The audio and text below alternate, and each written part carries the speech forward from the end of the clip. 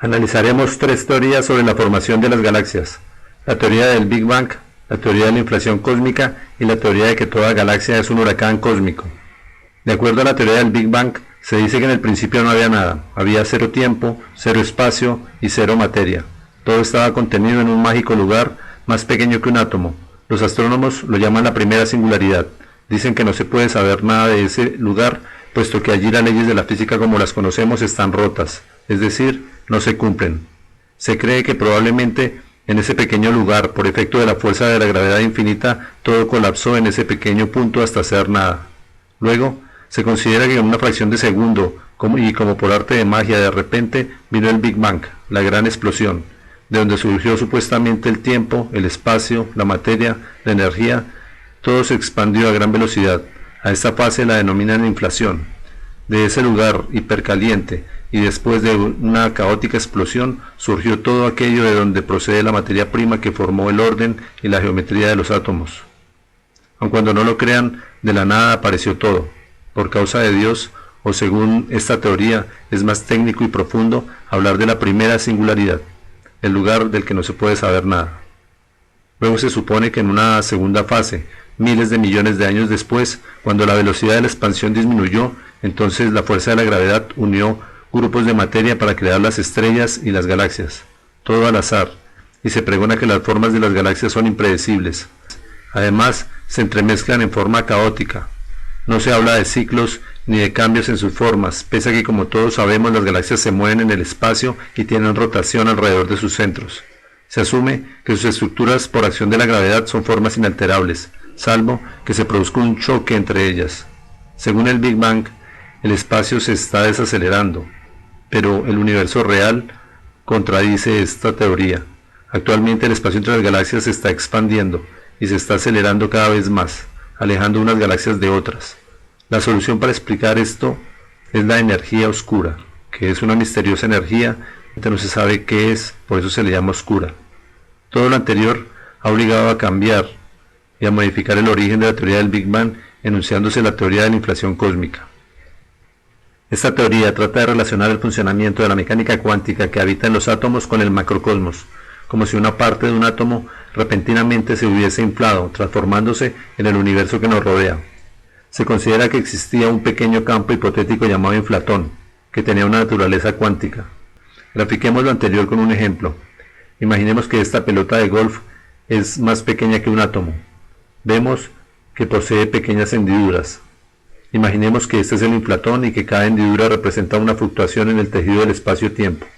Ahora, como si se tratase de magia, imaginemos que en una fracción de segundo alcanzó el tamaño real y normal de una pelota de golf. Luego, se supone que a una velocidad superior a la velocidad de la luz, el espacio se expande y ahora nuestra pequeña pelota se transforma en el universo que nos rodea. Pese a su nuevo tamaño, persiste la naturaleza cuántica del inflatón, la cual hace que se produzcan fluctuaciones en el tejido del espacio-tiempo a gran escala. Es decir, que cada hendidura de nuestra pelota de golf es ahora un pozo gravitacional, que deforma el espacio-tiempo de Einstein, generando los agujeros negros supermasivos, que supuestamente están en medio de las galaxias. Para no contradecir a Einstein, quien dijo que nada que viaje a través del espacio puede ir más rápido que la velocidad de la luz, entonces, según esta teoría de la inflación, es el espacio el que se mueve más rápido que la velocidad de la luz.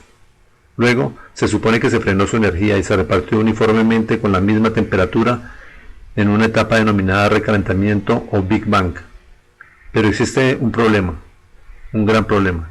Ni la teoría del Big Bang, ni la modificada y llamada teoría de la inflación cósmica pueden explicar la forma, ni la formación de las galaxias por efecto de la fuerza de la gravedad.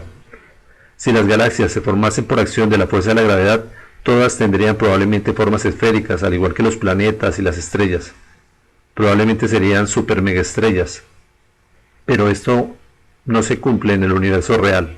Ahora bien, de ser la fuerza de la gravedad infinita la causante de las galaxias, probablemente todas las galaxias tendrían la misma forma, que se asemejarían a erizos de mar, con sus puntas o espinas invertidas con las cuales succionarían todo a su alrededor. Pero si miramos el cosmos, esto no se ve. Hay algo más. La gravedad no explica por qué las galaxias giran con la misma velocidad tanto en su centro como en las partes más alejadas del centro. Tengamos en cuenta que nuestro sistema solar en el que se cree que está formado por la fuerza de la gravedad, el Sol supuestamente deforma el espacio-tiempo y al hacerlo captura a los planetas a su alrededor, de tal modo que los más cercanos se demoran mucho menos tiempo en dar una vuelta a su alrededor. Por ejemplo, Mercurio tarda 88 días.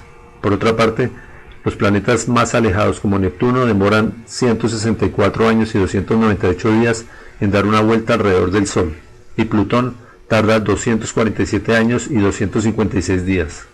Ahora bien, si los planetas más alejados demoran más en girar alrededor del Sol, de acuerdo a esto las galaxias, por tener supuestamente el mismo origen o la misma causa, la fuerza de la gravedad, deberían rotar con mayor velocidad en su parte central y con menor velocidad en las partes más alejadas del centro.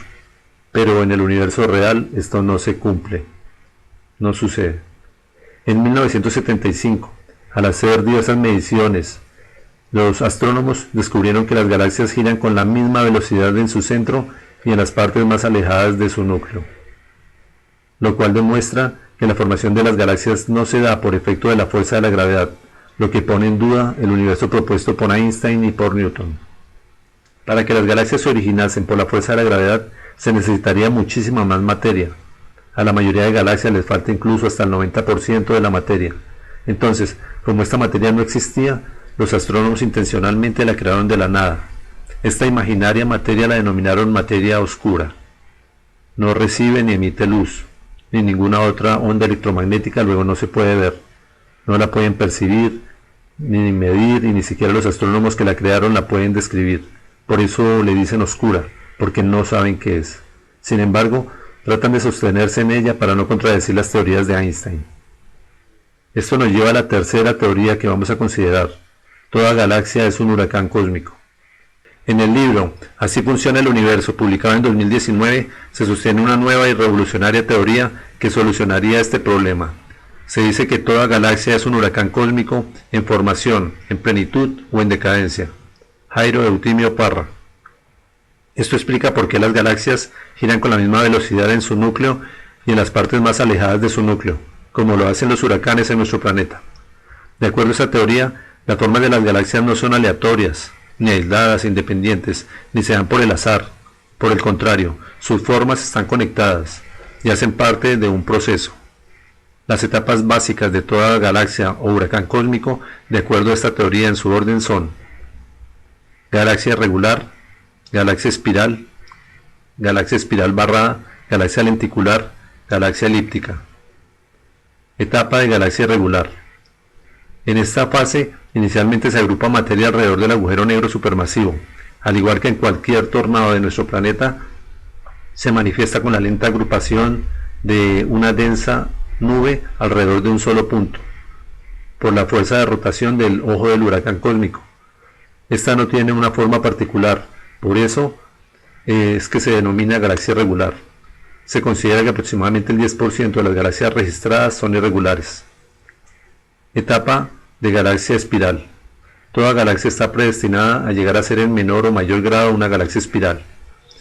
En esta fase alcanza la galaxia su máxima velocidad, su plenitud de rotación, su esplendor, su madurez. Su forma así lo manifiesta y hace que se convierta en un disco achatado o plano. Este desarrollo explica el centro poderosamente iluminado de algunas galaxias, que obedecería a la acumulación de estrellas, siendo un efecto similar a la acumulación de nubes que se da en el centro del huracán en nuestro planeta. Posteriormente, cuando la rotación del huracán se acelera aún más, nos deja ver el ojo del huracán cósmico, que es el agujero negro supermasivo que está en medio de las galaxias. Este se puede ver a simple vista, revelándonos su misterio, que las galaxias son huracanes cósmicos y que toda galaxia, sin importar su forma, posee en su centro un ojo de huracán que varía de tamaño de acuerdo a su fuerza y a las condiciones imperantes en el lugar en el que se encuentre. En esta imagen vemos la comparación de la galaxia NGC 3310 y la vista satelital de un huracán en nuestro planeta. De igual modo, veremos la comparación de la galaxia NGC Messier 74 con la imagen de la vista satelital del huracán Irma ocurrido el 8 de septiembre de 2017. Juzguen el innegable parecido de los dos eventos y a esto agreguen que los dos fenómenos se mueven en su conjunto, al mismo tiempo, demostrando que no se necesita la imaginaria materia oscura. El efecto de la rotación explica también por qué en el núcleo de esta galaxia se ve la aglomeración de estrellas viejas alrededor de un punto de rotación central, dado que son las que más tiempo llevan en el huracán cósmico. Del mismo modo, y como es de esperarse en el exterior, sus brazos, que recién acumulan materia, es donde se forman estrellas nuevas. Aproximadamente el 30% de las galaxias serían espirales. Nuestra galaxia, la Vía Láctea, está en su apogeo. Creemos que pertenece a esta fase. Muchas personas tienen inconscientemente la errónea creencia de que las galaxias, dado su enorme tamaño, se moverían como paquidérmicos objetos en el espacio. Pero esto no es así. Nuestro Sol orbita alrededor del centro de la Vía Láctea a 850.000 km por hora, equivalente a dividir la velocidad de la luz en 1269 partes. Pese a su enorme tamaño, las galaxias como nuestra Vía Láctea se desplazan aún más rápido en el espacio, a 2,3 millones de kilómetros por hora o 630 kilómetros por segundo, aproximadamente a un 476avo de la velocidad de la luz. Este veloz movimiento de rotación y de traslación que tienen las galaxias durante miles de millones de años hace que los elementos que la componen se carguen con enormes cantidades de energía electromagnética y electrostática, que se liberan en descargas eléctricas o rayos, que percibimos como estrellas. Por eso, en este libro se concluye que toda estrella es un rayo congelado en el tiempo. Jairo Eutimio Parra. De igual modo, se cree que la mayoría de las galaxias giran en un sentido, pero esto es relativo, pues depende de nuestro punto de vista. Hagamos este ejercicio. Imaginemos que esta es una galaxia que gira hacia un lado, pero si cambiamos nuestro punto de vista, veremos que gira en el sentido contrario. Etapa de galaxia espiral barrada. La mayoría de las galaxias barradas son galaxias espirales en un plano de inclinación. Para demostrarlo, dibujemos sobre un vidrio o un acrílico con un marcador dos semicírculos del mismo diámetro unidos como se muestra en la imagen. Esta es la estructura básica de una galaxia espiral. En el punto de unión dibujemos un pequeño círculo que simulará el centro galáctico o el ojo del huracán cósmico o el agujero negro supermasivo. Ahora inclinemos el vidrio o variemos nuestro punto de vista y entonces podremos ver la estructura de una galaxia barrada. Posteriormente, busquemos una imagen de una galaxia barrada en Internet. Tomaremos como ejemplo la galaxia espiral barrada NGC 1300. Luego, tomemos el vidrio con el dibujo e inclinemos su superficie y hagamos que la imagen coincida con la estructura de la galaxia espiral barrada. Entonces, podremos ver cómo se trata de una galaxia espiral, que dado nuestro punto de vista desde nuestro planeta, las percibimos en un plano de inclinación. Esto nos demuestra que no existen las galaxias espirales barradas como lo considera la astronomía, es decir, como formas de galaxias independientes. Hecha esta importante aclaración, debemos mencionar que es probable que en el desarrollo natural del paso de una galaxia espiral a una galaxia lenticular pueda también existir un momento en el cual la galaxia espiral, al sufrir la desaceleración, adopte la forma de una barrada, es decir, que presente una barra en su núcleo. Etapa de galaxia lenticular. En la naturaleza todo lo que crece, decrece. Las galaxias no son la excepción. Cuando la energía de una galaxia espiral, después de miles de millones de años, se agota, esto se manifiesta en su forma, que se desacelera y entonces se da la forma lenticular. Los brazos de la galaxia espiral se retraen al punto de girar casi de manera circular sobre su iluminado núcleo, en el cual se agrupan estrellas viejas, y con la fuerza de la energía restante agrupa a su alrededor los materiales más pesados que forman diversos anillos de polvo, gases, asteroides, etc. Pero no se descarta que incluso en estos cinturones se pueda provocar el choque de estrellas viejas que puedan originar alguna estrella nueva. Etapa de galaxia elíptica. Finalmente, nuestra galaxia ha envejecido. Después de miles de millones de años pierde su fuerza y su forma lentamente se desvanece. Entonces la forma lenticular se transforma en una forma elíptica.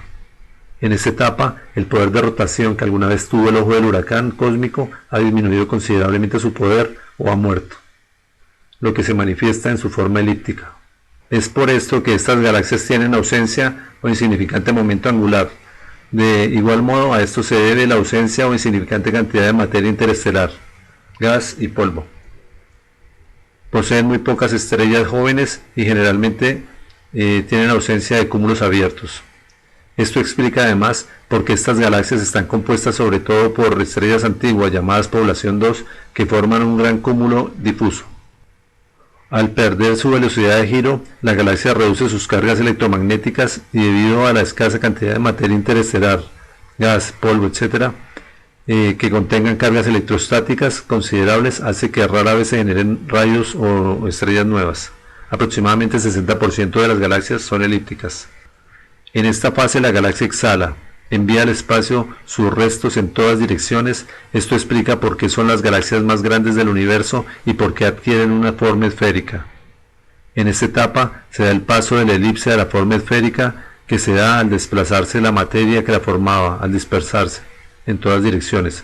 La fuerza de su centro se ha desvanecido, entonces el movimiento de traslación de las estrellas alrededor de ella se detiene, lo que provoca que el espacio de estas formen una forma semiesférica irregular, en la que una a una las viejas estrellas se apagarán. Todos vamos a morir algún día, esto le pasa incluso a las estrellas y también a las galaxias. Esta forma elíptica denota la muerte de la galaxia. El ojo del huracán cósmico perdió su fuerza o en algunos casos ya no existe. Es por esto que se han registrado galaxias elípticas con ausencia de agujero negro supermasivo. No hay que sentirse triste por la muerte de una galaxia. Según esa teoría, el universo lo recicla todo. Toda esa materia, las partículas, polvo estelar, gas, planetas, etc., reencarnará dentro de millones de años cuando estas partículas espaciales se carguen lentamente con electricidad estática por el lento rozamiento de unas con otras al desplazarse en el espacio, por la expansión del cosmos. Probablemente se mezclen con partículas y restos de otras galaxias. Entonces, y cuando llegue el momento adecuado, un nuevo huracán espacial la reunirá en una galaxia irregular, luego las agitará en forma espiral y una nueva galaxia nacerá, generando millones de rayos que veremos en las formas de las estrellas, y el ciclo se repetirá por los siglos de los siglos. Este proceso no es inútil o vano. Al descargarse el rayo o crearse una estrella, la energía se transforma en materia. La clasificación de las galaxias, de acuerdo a la teoría del huracán cósmico, quedaría del siguiente modo. En este gráfico hemos reordenado las formas establecidas por la astronomía de izquierda a derecha de acuerdo a las fases del huracán cósmico. Hemos suprimido las imágenes de la galaxia de espiral barrada, dado que, como lo hemos demostrado, esta forma no es independiente, sino que hace parte de una galaxia espiral que se halla en un plano de inclinación, dado nuestro punto de vista. Recordemos el esquema de las galaxias. De acuerdo a esta nueva teoría, sus fases de izquierda a derecha quedan del siguiente modo: irregular, espiral, barrada, lenticular y elíptica. Esta última tiene varios ciclos que denotan el paso de la forma elíptica a la esfera.